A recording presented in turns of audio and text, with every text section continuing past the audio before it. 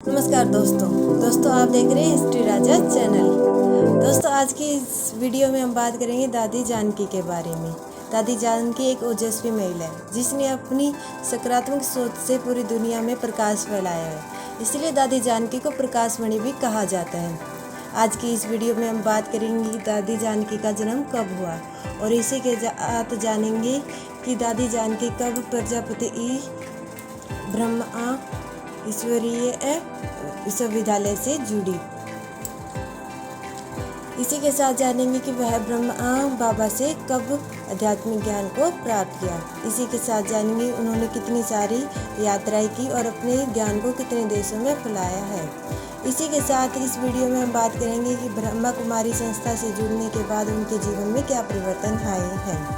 इसी के साथ हम ये भी जानेंगे कि दादी जानकी को कितने सारे सम्मानों से सम्मानित किया गया है। अब बात करते हैं कि दादी जानकी का जन्म कब हुआ। दादी जानकी का जन्म सन 1916 में हुआ। दादी जानकी का जन्म हैदराबाद सिंध में हुआ। दादी जानकी को बचपन में रामा नाम से जानते थे। दादी जानकी की पारिवारिक स्थिति काफ़ी मजबूत हुई थी।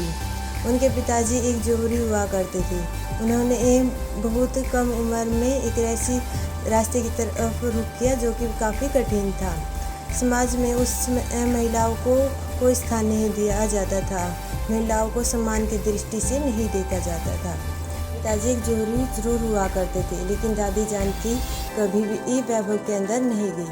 दादी जानकी हमेशा एक ऐसे रास्ते की तलाश किया करती थी जो कि समाज की भलाई के लिए हो। उन्होंने एक ओजस्वी महिला बनने का निर्णय किया था। दादी जानकी काफ़ी ओजस्वी थी। उन्होंने सारे ग्रंथों को कंठस्थ किया हुआ था। इनमें महाभारत रामायण शामिल है। जब दादी जानकी 21 वर्ष की थी तब वह ब्रह्मा कुमारी के संस्थापक बाबा प्रजापति ब्रह्मा बाबा से मिली। उनके संपर्क में आने के बाद उन्होंने तय किया कि जिस रास्ते की वह तलाश कर रही थी वह रास्ता यही है। दादी जानकी इस रास्ते की शुरुआत खुद से ही करती थी। उन्होंने अपने अंदर से सारे नकारात्मक तत्वों को बाहर निकालना शुरू कर दिया था। इससे नारी शक्ति उजागृत होती है। इसे नारी शक्ति के अंदर उन्होंने पूरी दुनिया में नारी शक्ति को सम्मान दिलाने के लिए प्रेरित किया। उन्होंने अपने जीवन का सबसे महत्वपूर्ण निर्णय लिया। उन्होंने अपने इस जीवन को इस क्रांति के लिए समर्पित कर दिया। ब्रह्मा बाबा दादी जानकी को देखकर यह समझ चुके थे कि यह बच्ची पूरी दुनिया को एक सकारात्मक सोच से प्रभावित करेगी। वह दुनिया का कल्याण करेगी।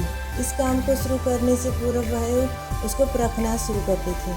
14 वर्ष की घोर तपस्या के बाद उन्होंने उन्हें एक दिव्य अलौकिक ज्ञान को प्राप्त कर लिया। दादी जानकी को नर्स से लेकर बहुत सारे महत्वपूर्ण कार्य सौंपे गए।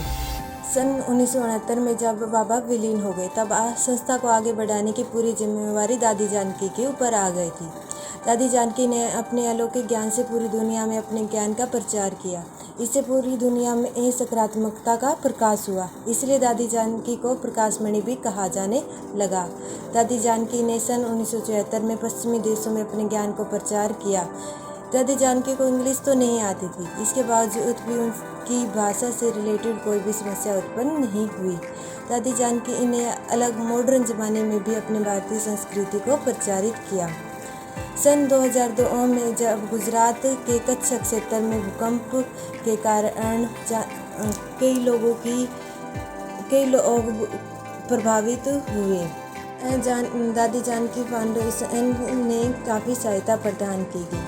इसी तरह के अन्य प्राकृतिक प्रकोप से प्रभावित लोगों की मदद करने के लिए दादी जानकी हमेशा तैयार रहती है। दादी जानकी ने सन 1993 में वर्ल्ड कांग्रेस ऑफ इसकी चुना गया।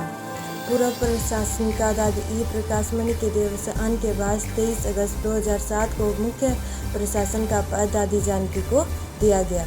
अब दादी जानकी भारत में ही नहीं दुनिया के 140 देशों में अपने आध्यात्मिक ज्ञान का प्रचार प्रजापति ईश्वरीय ब्रह्मा कुमारी संस्था के माध्यम से कर रही है।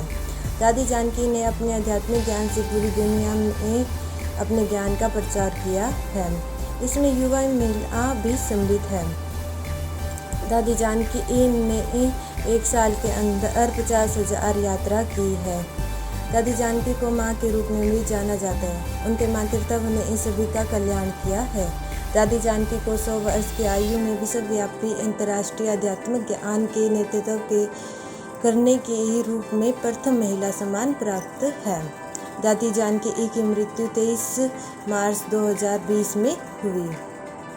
इतना ही। अगर आपको यह वीडियो पसंद आई है तो इसे लाइक, शेयर और सब्सक्राइब करना ना भूलें। अगर आपको इससे रिलेटेड कोई भी अन्य जानकारी प्राप्त करनी है तो नीचे दिए गए कमेंट बॉक्स में कमेंट करके हमें ज़रूर बताएं। जल्द ही हमारी टीम के द्वारा आपको बता दिया जाएगा। जय हिंद, वंदे मातरम।